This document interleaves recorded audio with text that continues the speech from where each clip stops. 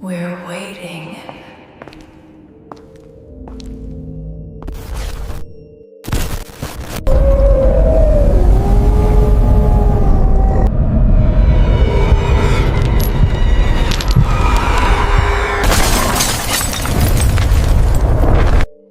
Hello everyone, welcome back to Scary Dark Narrations. Tonight I've brought you a chilling descent into the realm of true terror, a collection of 7 horrifying encounters that will claw their way into your thoughts long after the screen goes dark. In this episode, we journey deep into the forgotten corners of America, where shadows whisper and reality twists into nightmare. Each of these stories comes straight from those who lived through the unexplainable, survivors who stepped into darkness and came back forever changed. These are not simple campfire tales or urban legends, but real accounts from people who faced what most of us only fear in dreams. From lonely highways where something inhuman stalks the travelers who dare to stop, to remote cabins where the forest itself seems alive, every story will pull you closer to the edge of disbelief. To protect the privacy of the witnesses, some names and locations have been altered. But the horror you are about to hear remains untouched. The truth doesn't always want to be found. And tonight, you'll understand why. If you're new here, make sure to subscribe to Scary Dark Narrations for daily true horror stories that will haunt your nights and leave you questioning every sound in the dark. Turn down the lights, and let's begin.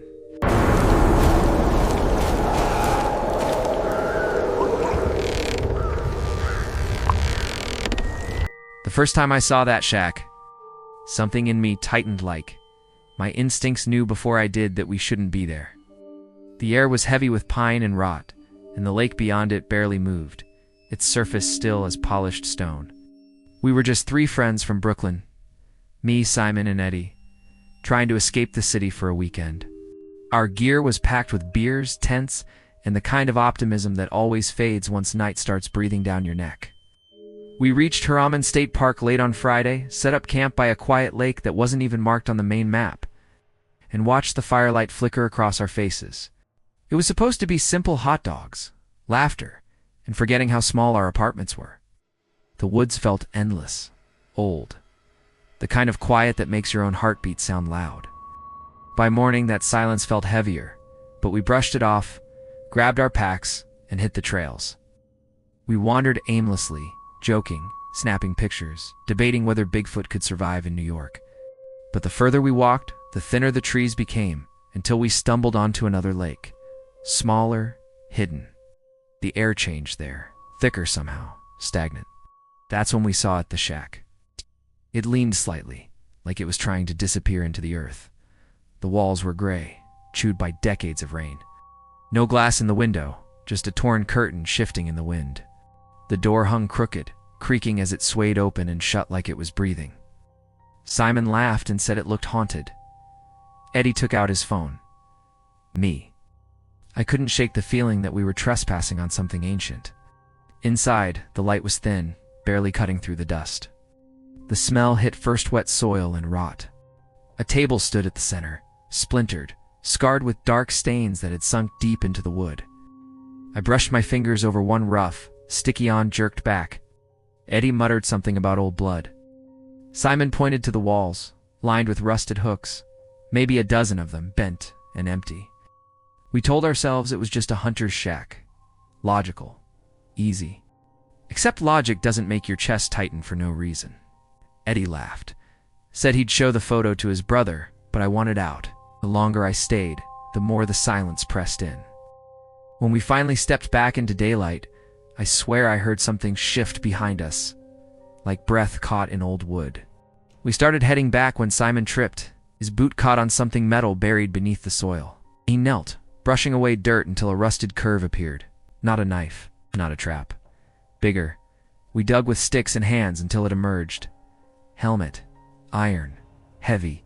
Pitted with age. The kind of thing knights wore, but wrong. The top was pointed like a pyramid, the front carved with cross-shaped slits. Sharp crosses. Uneven, as if someone had hacked them into place in anger. It looked hateful. Simon laughed it off, said it looked like a metal clan hood. Eddie told him to shut up. That it was probably art or some prop, but I couldn't stop staring into those cross slits. But even without eyes, it felt like it was staring back. Simon wanted to put it on. Eddie stopped him. I wanted to leave it buried where it belonged, but Simon kept glancing at it, like it was calling him. When we finally walked away, leaving the helmet propped against the shack, I felt lighter, like stepping out from under a shadow. Back at camp, we tried to shake it off. Pasta over a camp stove. Dumb jokes. Laughter that didn't sound real. But the moment the fire burned low, that thing came up again. Too heavy to be a prop, Simon said, stirring the ashes. What? Why bury it? I didn't answer. I was thinking about the hooks on the walls, the stains on the table. The night grew colder. The trees around us whispered. And without a word, Simon stood, grabbed his flashlight, and vanished into the dark. Eddie and I watched his light disappear between the trunks. He's getting the helmet, Eddie whispered. We didn't stop him. Maybe we should have. Minutes stretched. Too many? Eddie began pacing, muttering that Simon was an idiot. I sat by the fire, watching the coals pulse like dying eyes. The forest creaked and shifted branches, groaning in a rhythm too slow, too deliberate. When Simon came back, he looked wrong. Pale, empty-handed. He sat on a log and said quietly, I threw it out there. I didn't want it looking at me. Looking at you? Eddie asked, confused. Simon didn't respond. He just stared into the fire. And for a while, none of us spoke. Then, silence swallowed everything. That night, I barely slept. Tent walls fluttered with every breeze, and the forest outside breathed like a living thing.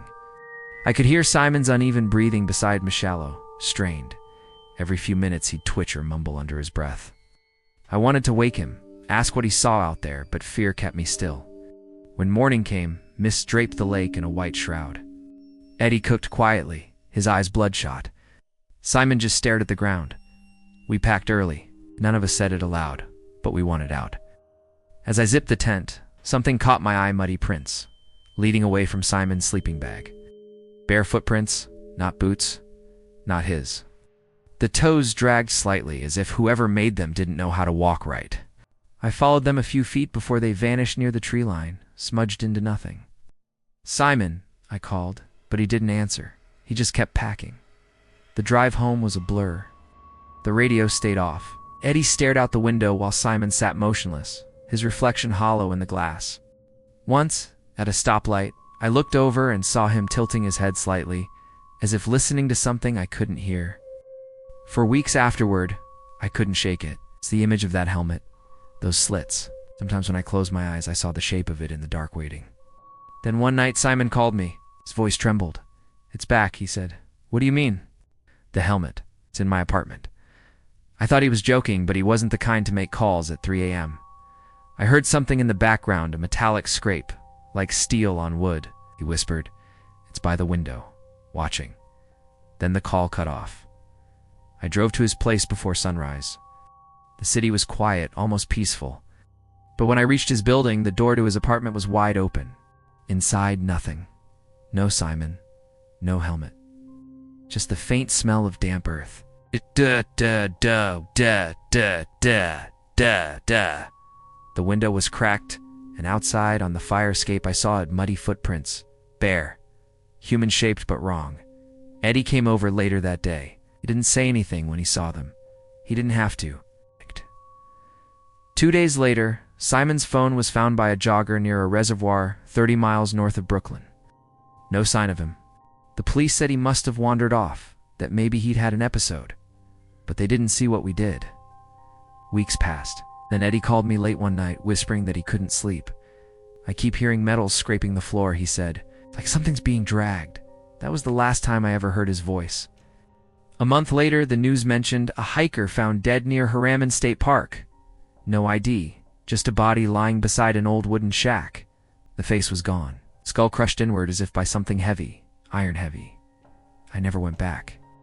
But sometimes when I'm driving late, I catch my reflection in the rearview mirror and for a second, the shape of my head looks pointed too tall. And at night, when everything's quiet, I hear it again, the sound of rust scraping across wood. It always stops right before I turn my head. Would you dare return to that place?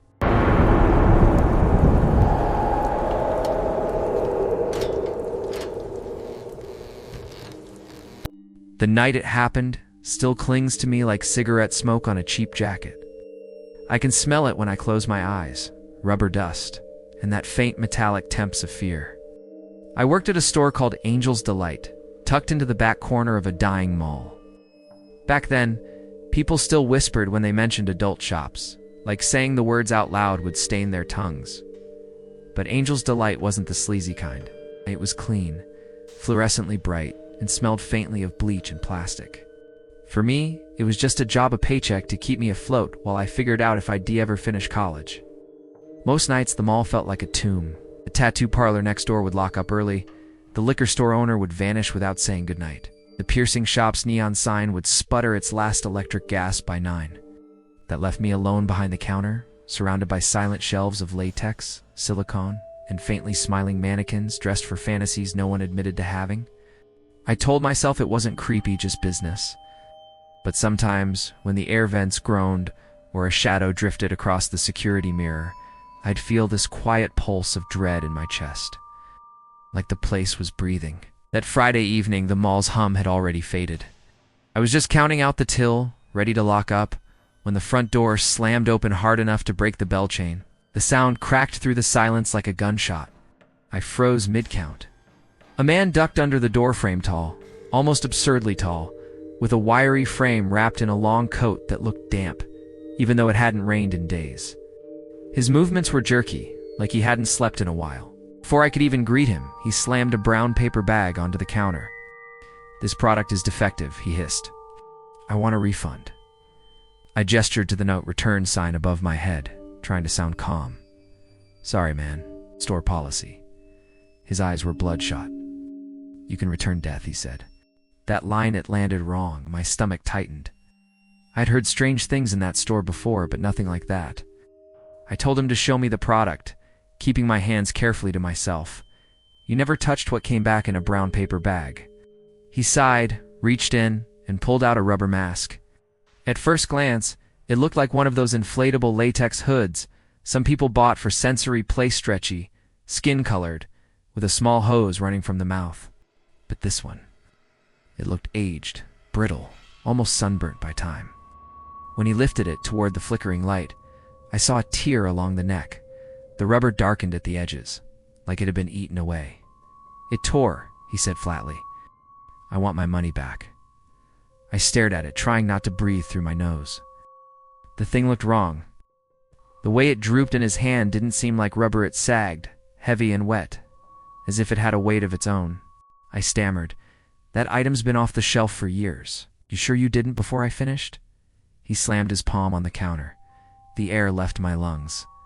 Then, in one fluid movement, he reached across, grabbed the back of my head, and forced my face against the desk. Something cold pressed against my temple. I didn't see it, but I felt it, a small metal circle, too cold for a finger. "You sold me something alive," he whispered. His breath stank of copper and rubber. My mind reeled. Alive. I tried to apologize, but my voice came out muffled. He pressed harder, his hand trembling. "Would you pay for someone else's mistake?" he asked. Then silence. He let go. I staggered upright, my pulse racing. He stared at me like nothing had happened, his face smooth, almost gentle now. "You'll refund it," he said simply. I grabbed $20 from the register, then another 10, my hands shaking. He smiled faintly, took the money, and tucked the mask back into its bag. The bell above the door was gone, so when he left, the only sound was the fading echo of his boots on the tile. When the sound disappeared, the silence that followed felt alive. I looked down. On the counter where he'd pressed my head, there was a faint wet outline, the shape of the mask's mouth, perfectly round, glistening like condensation. Then, silence swallowed everything. That night, I couldn't sleep. Every time I closed my eyes, I heard rubber stretching slow, deliberate, like something being pulled tight. My cheek still throbbed from where he'd slammed my head. I kept replaying his words. "You sold me something alive." The next day, I told my bosses what happened. They didn't look surprised. In fact, when I described him tall, lanky, hollow-eyed, they exchanged a glance that made my stomach sink. "Oh yeah," one said casually. "He comes in sometimes. It's like that when things go wrong." "What things?" I asked. The other shrugged. Next time, just process the return. Next time, as if there would be one. That answer didn't sit right. After my shift, I lingered in the storage room. The walls there were lined with Boxer's old inventory, half-rutted labels, cracked packaging from decades ago. In the far corner, under a layer of dust, I found another box like the one he'd returned. The same product name, same mask, only this one was sealed. I turned it over in my hands. The back label was yellowed, printed with an addressy Angel's Delight, Industries EST, 1979. Our store didn't manufacture anything, we just sold. So who had made this? And why did the air smell faintly of burnt rubber and something else? Something organic? Curiosity got the better of me. I took the box home. The next evening, my apartment lights flickered when I plugged in the old pump. The mask unfolded slowly, sticking to itself like wet skin. It was heavier than it looked. I ran my fingers over it and I swear it pulsed. Just once, like a slow heartbeat. I dropped it. The air felt thick, humming with static. The mask lay there, mouth open, the hose twitching faintly as if breathing. My phone buzzed. Unknown number. I answered, and a distorted voice whispered, "You returned it, didn't you?" Then dead silence. I stared at the mask. The tear in its neck began to close, knitting itself together like healing flesh. My breath hitched. The pump handle moved on its own, a slow rhythmic press. The mask inflated, stretching wider, until the facial features became disturbingly human. Lips, nostrils, even faint lashes along the eyelids. When the eyes opened, I screamed. The mask turned toward me, not fast, not jerky, but with a dreadful slowness, like someone waking from a deep underwater sleep. Its hose writhed across the floor, snaking toward my ankle. I kicked it away, stumbled back, knocking over a lamp. The light died instantly. I ran for the door, but the air turned thick like walking through syrup.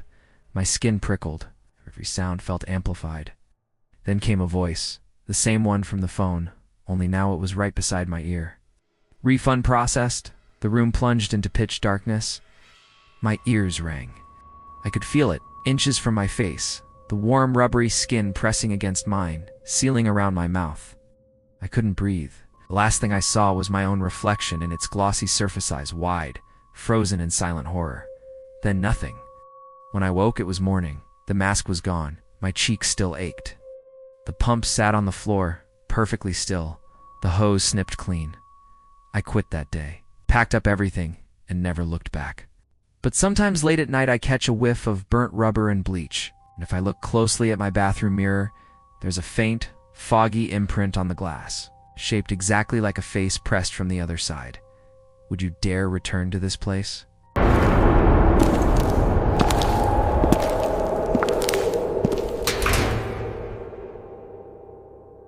I used to work night security at a mid-sized shopping mall just off the interstate. It wasn't glamorous, fluorescent lights, dead silence, and the hum of air conditioning that never seemed to stop. But it paid my rent and kept me out of trouble. Oh. Every night, around 9 p.m., when the last of the stragglers shuffled out and the cleaning crew clocked in, the mall changed. It wasn't loud or lively anymore. It became hollow. It's a kind of quiet that pressed against your ears, like being underwater. The first few months were easy. I'd walk the usual rounds. Food court, escalators, service corridors, restrooms, check doors, radios, cameras, the usual routine. But by month 4, something started to feel wrong. It wasn't anything I could prove, just small, creeping details that didn't belong. Soda cup left on a bench hours after the cleaners finished. Single wet footprint by the fountain, even though the floors were bone dry. Once, I found a half-eaten pretzel on the second floor. Fresh, warm. But the pretzel stand had closed hours earlier. I told myself someone from maintenance probably came back late. Maybe they got hungry. But that didn't explain the smell. It started in the West Wing, near the old Sears that had gone bankrupt and shut down years ago. A faint, sour odor like damp clothes and rotting plastic. At first, I thought it was sewage leaking somewhere behind the walls. But the smell moved. Night after night, it drifted from corridor to corridor, never staying in one place long enough to find. One night, around 2:30 a.m., the motion sensor camera by the escalator pinged. I checked the monitor. It was movement. Just a flicker like something darted behind the corner near the closed cinema. I zoomed in. Nothing.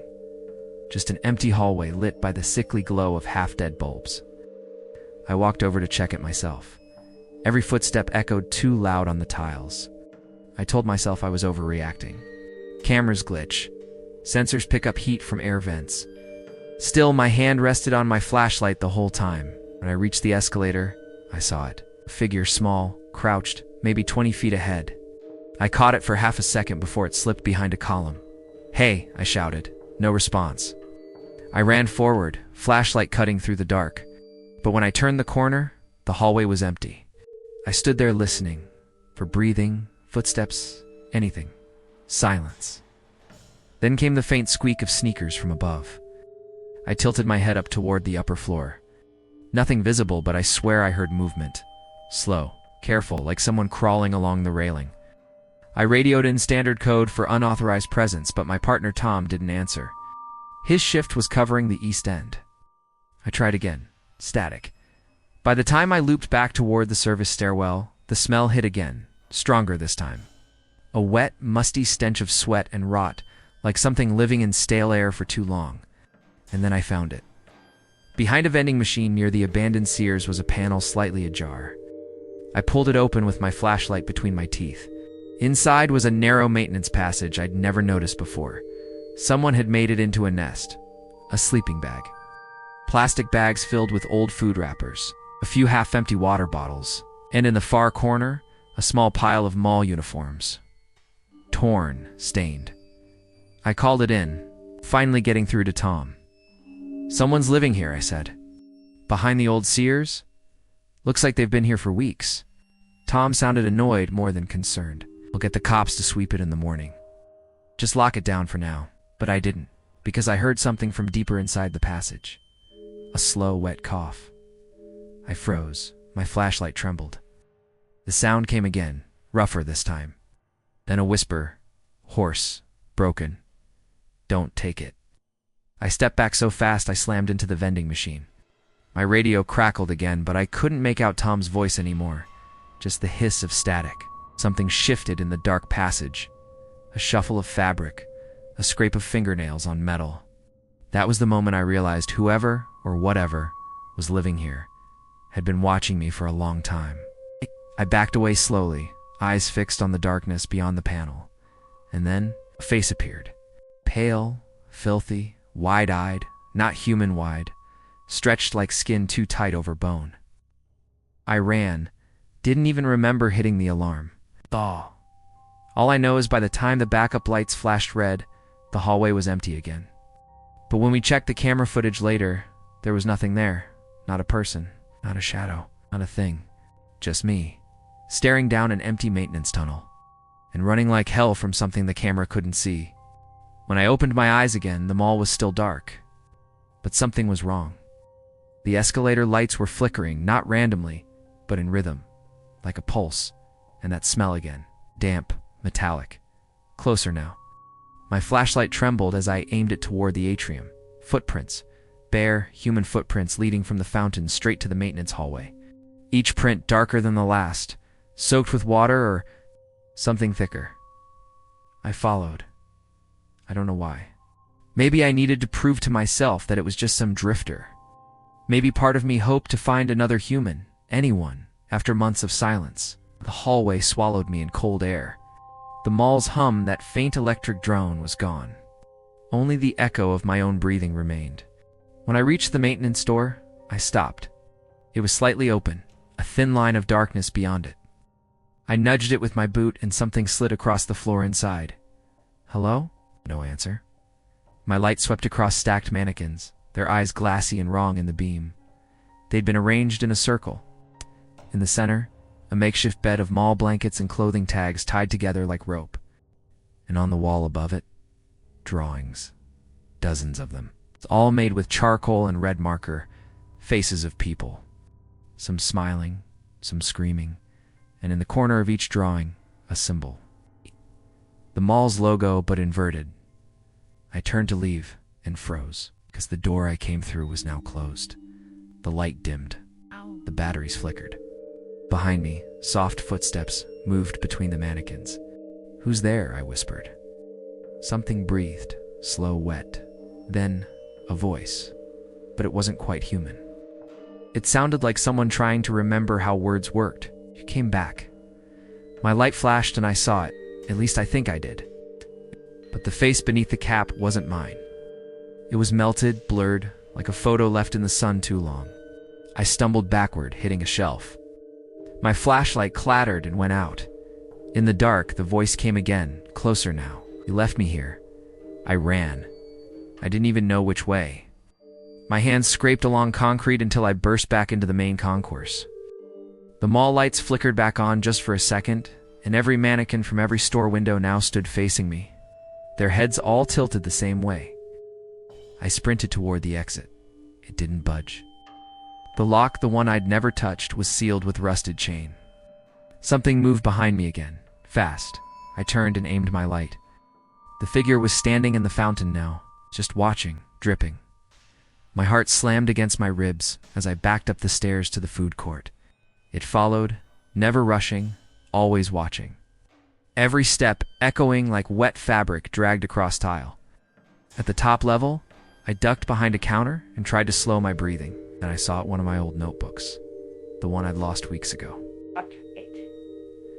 Lay open on the counter, pages filled with notes I never wrote. Each entry had today's date, and each one ended the same way. He still doesn't know he never left. My mind fractured. I remembered falling from the balcony weeks ago. The sharp pain, the sudden silence, and the mall, keeping me here. I looked up, and there it was again, standing inches away. It lifted its head, and for the first time, I saw its face clearly. It wasn't melted, it was mine. The same scar above the lip, the same tired eyes, but hollow, empty. "I took your shift," it whispered. "You said you'd stay forever." And then it smiled the same way I used to when the night ended. The lights shut off all at once.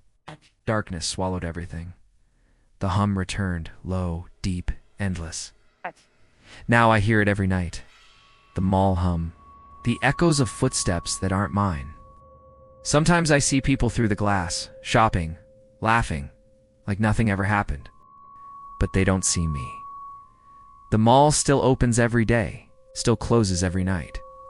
And somewhere, in that dead hour between midnight and dawn, the new security guard walks the halls wearing my name tag. And if you ever hear the hum beneath the mall's silence, don't stop. Don't listen, because once you hear it long enough, it learns your name too.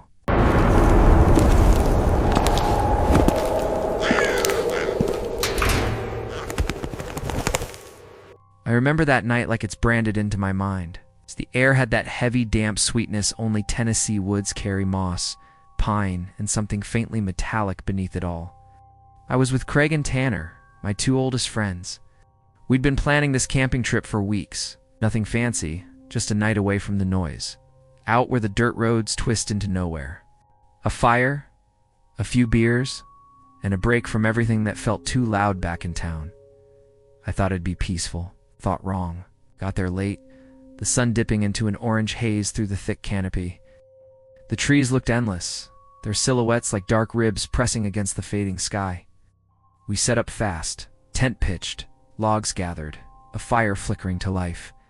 The light bounced off Tanner's face as he cracked open a beer and said, "Man, this is it. Freedom." I laughed and nodded, but something about the silence between the trees felt too absolute, like the forest itself was holding its breath. Still, I shrugged it off and joined them by the fire. The crackle and hiss of burning wood became our soundtrack. We talked about nothing important: old girlfriends, jobs, and stupid things we did in high school. The woods stayed eerily calm. No crickets. No distant owls. Just that low hum of the flames chewing through dry bark. It should have been comforting. Instead, it made my skin crawl, like the quiet was watching us. As the night deepened, the shadows started stretching weirdly around the tent, long, crooked shapes that didn't seem to match the branches above. Tanner joked about mountain men and skinwalkers, and we all laughed, though my laugh came out thinner than I meant it to. I remember glancing into the dark every few minutes, half expecting to see eyes reflecting the firelight. Nothing, only black. We crashed sometime past midnight. The fire burned down to orange coals. And the last thing I heard before sleep took me was the sound of leaves shifting slow, deliberate, like footsteps that didn't care to hide. I told myself it was the wind. When I woke, dawn was just beginning to lift the fog. The air was wet and gray, and the forest looked strangely unfamiliar in the morning light, too still, too empty. Craig and Tanner were still snoring inside the tent. I crawled out quietly, stretched, and decided to get coffee started. Headed to my truck parked just beyond the fire pit. And then I saw it. Something stretched across the hood, flat, glistening, raw. For a second, my brain refused to process it. Then the smell hit, thick, sour, like old blood and rot. My breath caught in my throat as I realized what it was. A skin. An animal's skin peeled clean and laid out carefully, as if whoever did it wanted to display it. The fur was completely gone, scraped to the pink flesh beneath. The blood had dripped down my windshield, darkening to a crusted brown at the edges. I froze, my hand trembling against my coffee pot. The morning air suddenly felt colder, sharper. Every instinct screamed that someone had been near us, close enough to touch the truck, close enough to watch us sleep. I kicked the tent hard, shouting for Craig and Tanner. They stumbled out, eyes half closed. Craig took one look at the hood and went pale. Tanner muttered something that didn't sound like words. None of us moved. The woods were completely silent. No birds, no insects, no wind. Just us and that thing. Finally, I grabbed a stick and pushed the skin off the hood. It hit the ground with a wet slap, leaving a faint smear of blood across the metal. That sound. I still hear it when I close my eyes. We didn't talk much, just tore down camp, tossing everything into the truck without folding or packing. I started the engine, my heart hammering as the tires spun in the dirt. We drove fast, too fast, branches scraping the sides of the truck like hands trying to grab us. I kept glancing into the rearview mirror, half expecting to see something running behind us, but there was nothing, just endless trees and that heavy, watching silence. Then silence swallowed everything. The drive back to town was a blur. None of us spoke. Craig kept staring out the window, eyes wide and unfocused, while Tanner nervously picked at his fingernails until they bled. I just gripped the steering wheel and stared straight ahead, the image of that stretched skin replaying over and over. When we finally reached civilization, we split up fast. I parked in my driveway, stepped out, and stared at my truck. Dried streaks of blood still clung to the hood, catching the sunlight in dark glimmers. I turned the hose on and watched the red water spiral down the pavement, swirling, twisting like it didn't want to leave. That night, I couldn't sleep. Every creak of the house felt wrong. Every shadow seemed thicker. I kept imagining footsteps crunching outside my window, something moving just out of sight. Around midnight, I drove to the gas station, the one with the single flickering light, and asked the old man behind the counter if he... "Do you ever heard of anything like that?" He looked at me for a long moment, then said quietly, "You were out past the back ridge, weren't you?" I nodded. He sighed. "Happens out there sometimes. Always has. Folks find skins, on cars, on doors. Nobody knows who's doing it. Some say it's a warning. Others say it's just the land telling you you're not welcome." He told me about something from the 80s. A man who found a skinned rabbit laid across his cooler after camping too deep in the woods. The man left that same morning and never went back. The way Harris said it, he wasn't telling a story. He was remembering something that still scared him. When I got home, I started digging online, forums, old threads, scattered posts, and there it was. Dozens of people describing the same thing. Skinned animals left at campsites, cars, porches, always in remote places. Always after dark.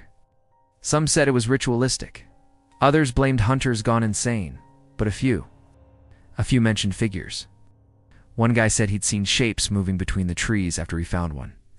Thin silhouettes that didn't walk like people. He swore they followed him home.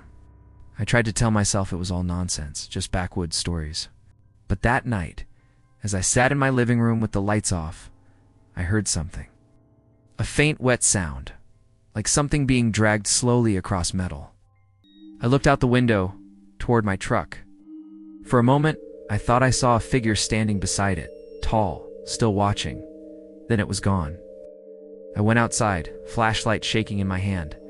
The air was heavy with the smell of rain. And something else, that same coppery temps from before.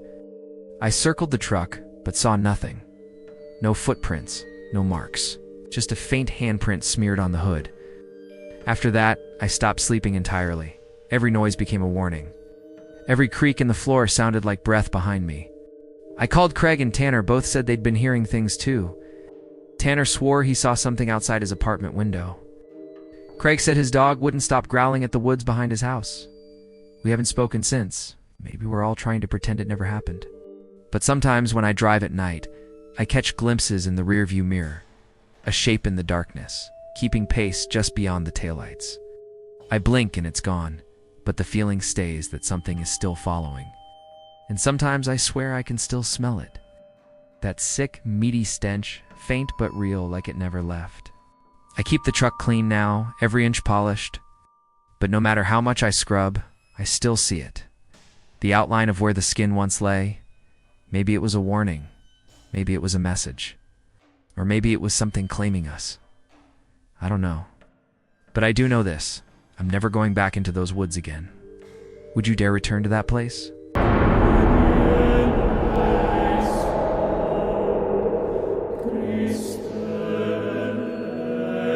The first time I saw that place, I thought the forest was playing tricks on me. The trees in Algonquin stretch so high, they blot out half the sky, and the light that filters through feels wrong, dimmer somehow, like it's passing through something thick and ancient before it hits you. Chris and I had been hiking for 3 days by then. Our hardcore camping tradition, we called it. No tents, no luxuries. It's just ponchos, knives, and whatever the wild was willing to give us. It started as a way to feel alive again. We'd both grown up in Toronto, the kind of city that makes you forget how silent sounds. So every summer, we'd vanish into the woods. The rhythm of footsteps and wind was all we needed. But that year, something about the forest felt different. Colder. The birds went quiet too often. And sometimes I'd think I heard a second set of steps behind us, just out of sync with our own. By day 3, our food was gone, and our nerves were frayed. Chris caught a trout in a narrow stream, the kind of pure, fast-moving water that always looks colder than it is. We ate in silence, flames crackling, shadows twisting like they had weight. I remember thinking the forest looked too still, like it was waiting. When we set out the next morning, neither of us spoke much. The forest was thicker now, the air heavier. Even our footsteps seemed muffled. Then, around noon, Chris stopped walking. "You see that?" he said, pointing ahead, squinted between the trees and froze. Something was there. Straight lines in the middle of chaos, but weathered and gray. A roof bowed and moss-choked. It was a church. At least it used to be. No path led to it. No sign of human presence for miles. Just this hulking shape of rotted timber and silence. A rusted cross slumped over the roof, and another hung crookedly on the door, boarded, chained and sealed with a heavy padlock. I looked at Chris, waiting for the joke, but he wasn't smiling. He spread our map on the ground and traced our route with a finger. The space where we stood was blank. No marks, no symbols, no anything. "Let's check it out," he said. We circled the structure. The forest pressed close around it, like the trees were trying to hide it from view. The boards were split and flaking, nails eaten by rust, and we found the hole. A jagged tear low on one wall, big enough to crawl through. The edges were clawed, shredded. "Probably an animal," Chris muttered, crouching. I told him to shine his flashlight through first, but he didn't listen. He slid in on his stomach, vanishing into the dark.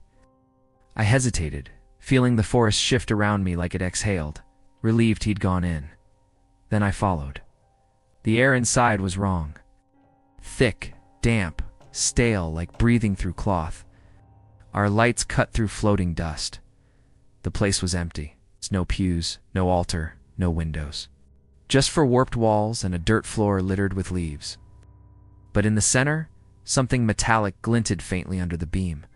A steel trapdoor. It was bolted down, chained, padlocked. No markings, no handles, just solid, cold metal. Chris knelt beside it, his breath coming faster. The chains rattled softly as he tugged them. "What do you think's down there?" he asked. I didn't answer. I just stared. Something about that door made my stomach turn, not fear exactly, but revulsion. Like whatever was beneath it didn't belong in this world. Maybe it's a stash, Chris said. Cash gear, something valuable, or something dangerous, I said. Chemicals, old waste. Shh. Maybe even bodies, but he wasn't listening. His eyes were locked on the door, pupils wide. I'd seen him obsess before, but not like this. There was hunger in his face, the kind that didn't feel human. "We need to open it," he whispered. He turned and crawled out before I could stop him. I followed, shouting, but he was already circling the church, scanning the ground. "I need a rock," he said, "something heavy enough to break the lock." "Chris, this is insane," I said. "You don't even know what's in there." He didn't answer. His hands were shaking as he dug through the pine needles. That's when I grabbed his shoulder and spun him around. "What the hell's gotten into you?" He shoved me hard. We fell, wrestling in the dirt until I slammed him against a tree. He froze then, chest heaving, eyes wide like he'd just woken up. "I don't know," he panted. "I just can't stop thinking about it. It's calling me." Then, silence swallowed everything. When he said that, "It's calling me," something in my chest turned cold. The forest went dead quiet. Not even wind. I told him we should go. Pack up. Leave this place before nightfall. And for a moment, he agreed. We walked back toward our camp, but I could feel it. His mind wasn't with me anymore. It was still in that church. That night, I didn't sleep much. Every time I closed my eyes, I saw that trap door, its chains twitching like something underneath was breathing slow and steady. Around midnight, I heard Chris whispering. I thought he was dreaming until I realized he was sitting upright, staring into the dark, murmuring words I didn't recognize. "Chris," I whispered. He didn't answer, just kept whispering. Then, in one sharp motion, he stood and walked off into the trees. I scrambled up, heart hammering, and followed the sound of his boots through the brush. The moonlight barely cut through the canopy, and every shadow looked like it was moving. I called his name again, but my voice just vanished in the dark. Then I saw him standing in front of the church, flashlight dead, head tilted toward the door like he was listening. "Chris," I hissed. "Stop." He didn't move. I reached him and grabbed his arm, cold, rigid. And then the faintest sound came from inside the church. A thud. Slow, rhythmic, like something striking metal from below. He turned to me, eyes hollow. "You hear it too?" Before I could stop him, he dropped to his knees and crawled through the hole. I froze. My every instinct screamed to run, but I followed. The smell hit me first, wet iron, rot, and something electrical like burnt ozone. Chris was at the trap door, pulling at the chains with bleeding hands. "Help me," he grunted. "Stop it," I shouted, grabbing him by the shoulders, relieving. Then the chains moved. Not from him, from underneath.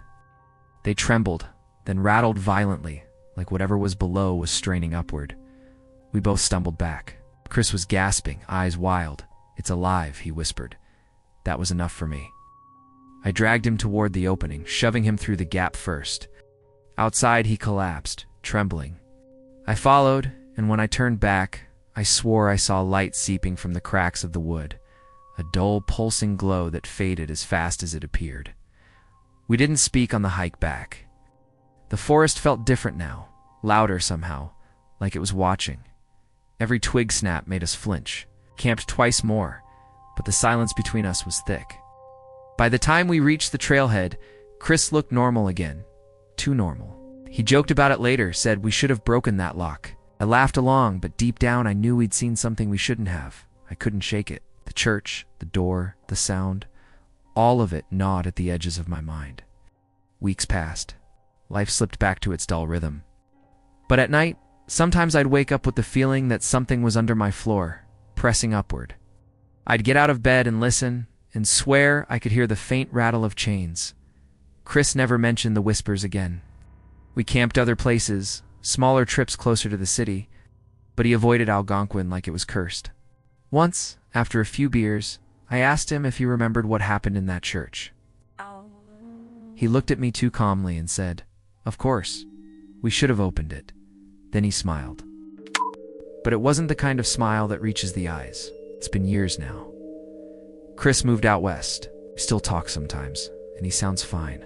It's normal even. But I can tell when something's off. There's a tone in his voice. It's low and distracted, like he's hearing something just beneath the static. Sometimes I wonder if he went back, and sometimes I dream I'm back there too.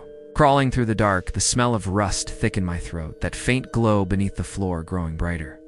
When I wake up, I can still hear it. That slow, heavy thud, like something deep underground remembering my name. Would you dare return to that place?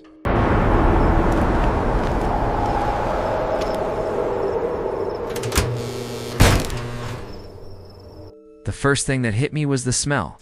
Stale coffee, fried grease, and that faint temps of disinfectant trying to hide something older, something sour. I'd been on the road for nearly 5 hours, my eyes gritty, nerves humming from too much caffeine and motorway monotony. The service station lights glowed like a promise of warmth in the black sprawl of the countryside, the only thing alive on that endless stretch of asphalt. I parked my van under the flickering lamp and killed the engine. Silence that followed was thick, heavier than it should have been. I told myself it was just fatigue. My job takes me all over vending machines, jukeboxes, arcade cabinets, fixing things people never think about until they break. Tonight, it was a Mario Kart cabinet tucked in the corner of a motorway service station that shared space with a darkened mall. After hours, the rest of the mall was shut tight, its interior swallowed in shadow behind metal shutters. Only the service area remained lit. A large open room with a few fast food counters, humming vending machines, and a side arcade room that smelled faintly of dust and electricity. Inside it felt warmer than expected, almost too warm. My clothes clung to me. The fluorescent lights hummed in an uneven rhythm, flickering every so often as if the place were breathing. A man worked behind the fast food counter, middle-aged, tattoos peeking from his sleeves, moving slow, detached. In the far corner, a small group in hoodies whispered and laughed in low tones, their faces hidden. I figured they were teens killing time. 2 young women sat closer to the middle, both watching their phones, but occasionally glancing up. When our eyes met, they smiled politely. I nodded back and moved on. The Mario Kart cabinet stood where I'd been told, one seat slightly loose, steering wheel with too much drift. I unpacked my toolkit, settled on the floor, and got to work. The familiar rhythm of bolts and wires steadied me. I liked the mechanical calm. Machines didn't lie, didn't stare, didn't whisper. But there was something about the air tonight. Every few minutes I caught the faint echo of footsteps that didn't belong to anyone nearby. Once, I thought I saw movement in the dark entrance of the closed mall, like someone standing just beyond the edge of the light, still as a statue. But when I blinked, it was gone. I told myself I was imagining it. Finished the job faster than expected, 30 minutes tops. The hum of the machines and the faint chatter from the corner were the only sounds. I decided to reward myself with food, a fillet of fish meal, because, yeah, I'm that guy. I grabbed it from the counter, nodded at the board worker, and sat down facing the arcade room. The fries were hot, the coffee lukewarm, and for a few blissful minutes, I almost felt normal again. Then, the group in the corner stood up, 5 of them, tall, all except one shorter figure, maybe 5 feet at most. They weren't laughing anymore. Each had their hood pulled lower now, scarves drawn up over their noses. The kind of image tabloids splash across front pages when they want to talk about troublemakers. I tried not to stare. But something about their stillness, the way they all turned at once toward me, froze the bite halfway to my mouth. Their movements were synchronized, deliberate, no sound but the squeak of their sneakers against the tile as they crossed the room. The smallest one lagged behind slightly, head tilted like they were studying me. The women who de-binned at the nearby table gathered their things and hurried off, toward the restroom corridor without looking back. I swallowed hard, forced a smile, and looked down at my tray, pretending to check my phone. The air pressure shifted, that strange, heavy sense when a storm is about to break. I could feel them stopping behind me. "Is everything all right, mate?"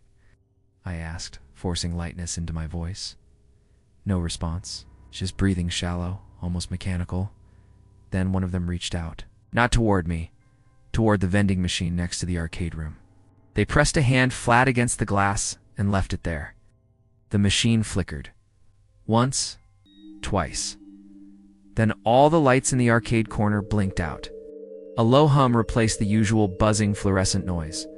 My stomach knotted. I turned slowly.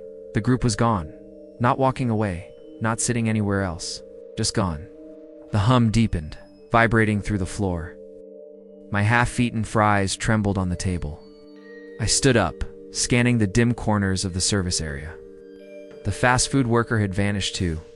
Only the coffee machine hissed in the silence, releasing a faint puff of steam that hung in the air like a ghost. Then I heard it muffled laughter. From the dark arcade room. It wasn't coming from a speaker. It was human. It was close. I took a step toward the sound. My breath fogged faintly in front of me. And then silence swallowed everything.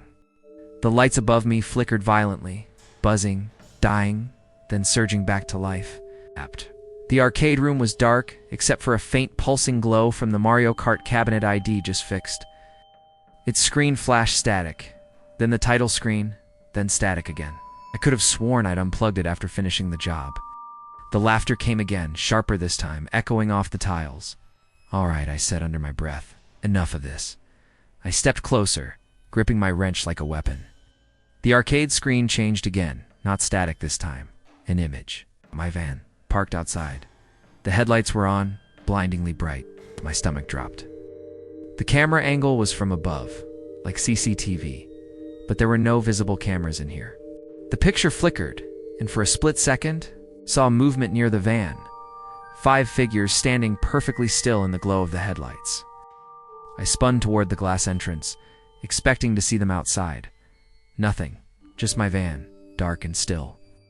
My reflection in the glass looked wrong. The angle was off, my face elongated, stretched thin, like the reflection was breathing separately from me. When I moved, it lagged behind a fraction of a second. I reached out a hand, almost against my will. The glass felt cold, slick, too smooth, like touching ice that wasn't fully solid. A sound like a coin dropping echoed behind me. I turned. The vending machine I'd used for coffee was lit up again, dispensing something even though no one had pressed a button. The cup dropped, filled, and then overflowed, black liquid spilling over the edges and pooling on the floor. The smell hit me, not coffee, iron, metallic. I stumbled back, bumping into a chair.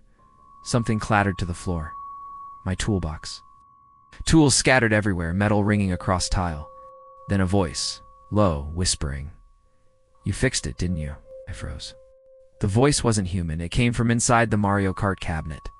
The seat I'd repaired shifted slightly, creaking as if someone had just sat down. The steering wheel turned once on its own. Slowly, I backed away, my legs trembling. The screen flashed again. My van now empty, doors open. Figures were gone. The air felt electric, too dense to breathe. I turned and bolted for the restroom corridor, hoping there was another exit. The hallway lights dimmed as I ran. My footsteps echoed too loudly, doubling back on themselves. I reached the end, a heavy fire door. Locked.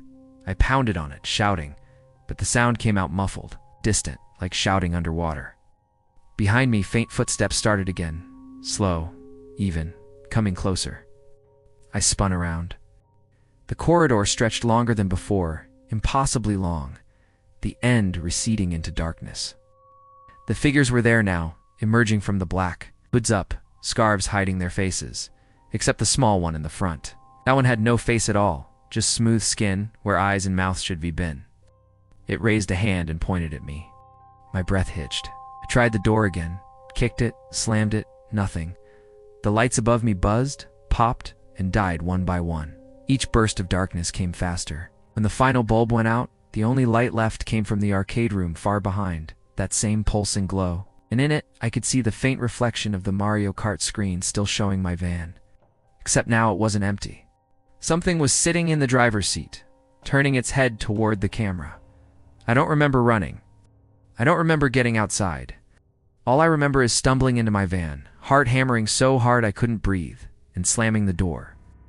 I started the engine, floored it out of the lot, and didn't look back until I hit the motorway. When I finally did, the service station lights were off. Pitch black, as if it had never been open that night at all. I told myself it was exhaustion, hallucination. But when I got home and opened the van, there was something on the passenger seat. A single token from the Mario Kart cabinet, except the back wasn't a coin slot. It was engraved. My name, would you dare return to that place?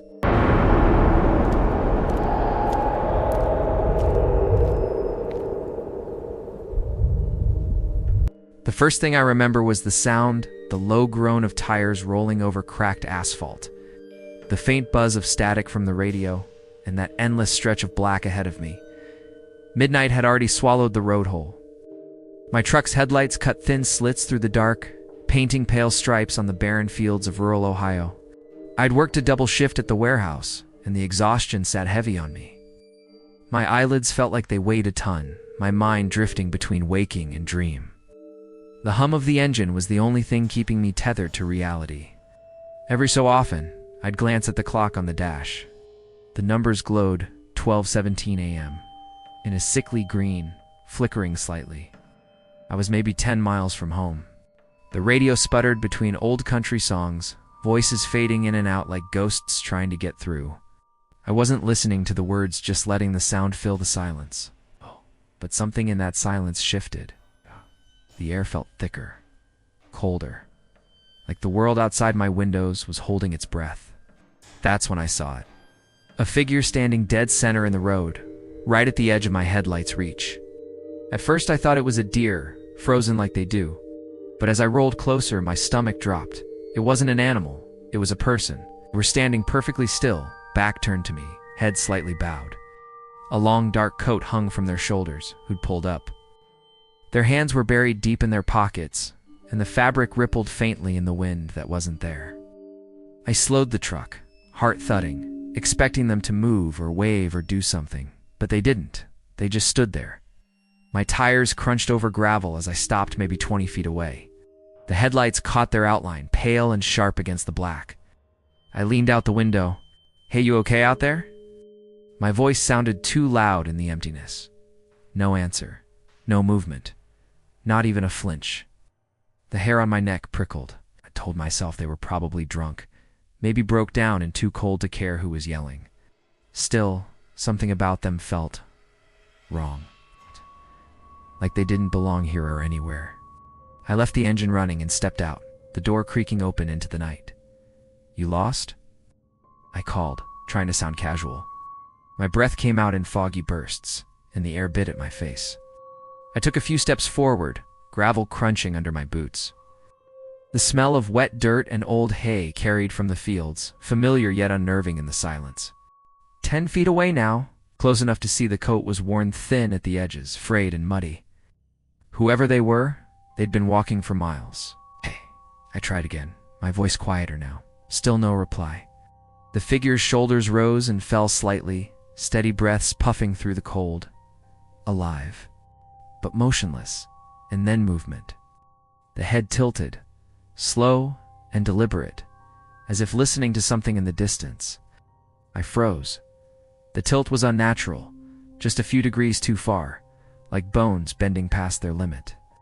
Then they turned, not toward me, but away and started walking down the road, slow, steady steps, coat swaying. I don't know why, but I followed. "Wait!" I called, jogging a few steps. "Do you need a ride?" They didn't turn, didn't even hesitate. It was like my words slipped past them into the dark. My headlights followed the rhythm of their strides until they drifted past the light's edge. That's when I heard it, a faint hum, low and mechanical, pulsing beneath the wind. It wasn't my engine. It was deeper, almost alive, vibrating in my bones. I spun around, half expecting to see another car. Nothing, just the road, flat and empty.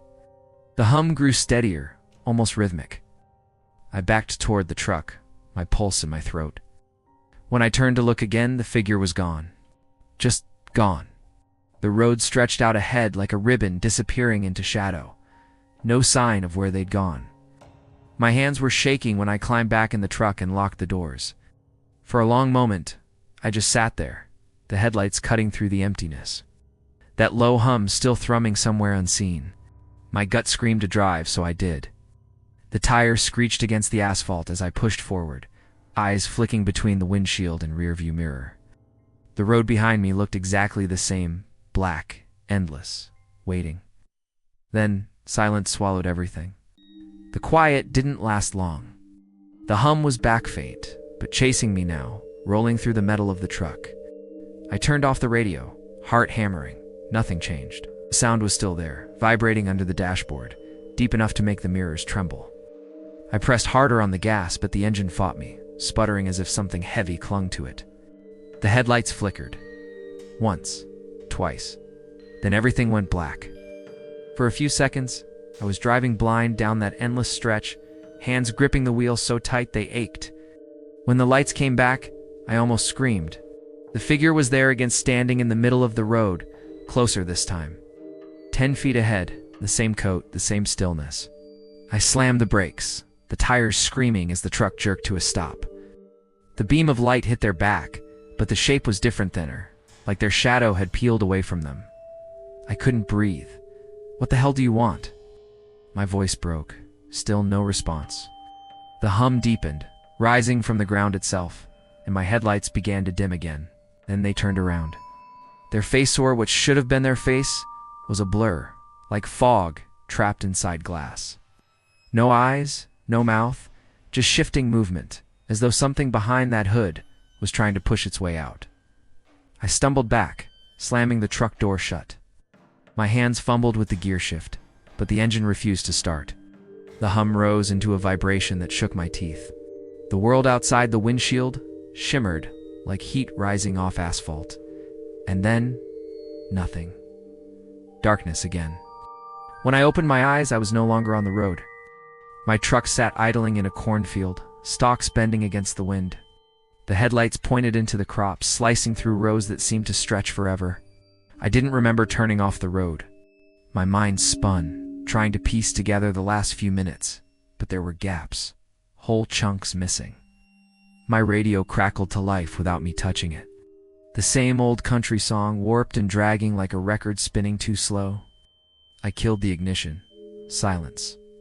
But somewhere deep in the field, I could hear footsteps, slow, deliberate, crunching through the dirt. They weren't mine. I sat frozen, staring into the dark rows. Then, that low hum again, closer this time, humming in my bones.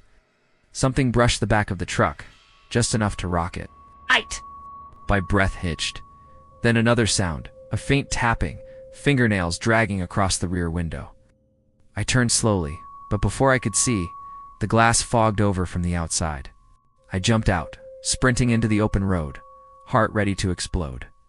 The truck's lights blinked once, then went dark. Behind me, I heard the door slam shut on its own. I kept running, gravel biting into my boots, breath ragged. A hum followed, echoing through the night. I didn't stop until I saw the faint outline of my mailbox. My house stood ahead, porch light flickering weakly like it was struggling to stay alive. I stumbled inside, locking everything behind me, then collapsed on the couch. I sat there until dawn, clutching a baseball bat like it meant something. The hum was still in my head, quiet, but endless, like it had burrowed inside me. When morning came, I told myself it was exhaustion, maybe a hallucination. I went to the diner, asked around, pretending it was curiosity. Most people laughed it off until one old farmer went silent. He stared into his coffee and said his father used to warn him about that stretch of road. People saw things there, he said. Figures that waited for travelers who came too late. He didn't know why, only that they were still waiting. I tried laughing it off.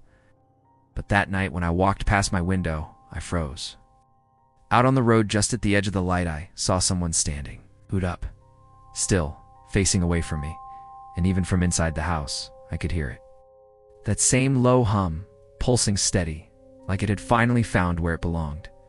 Would you dare drive that road? After midnight?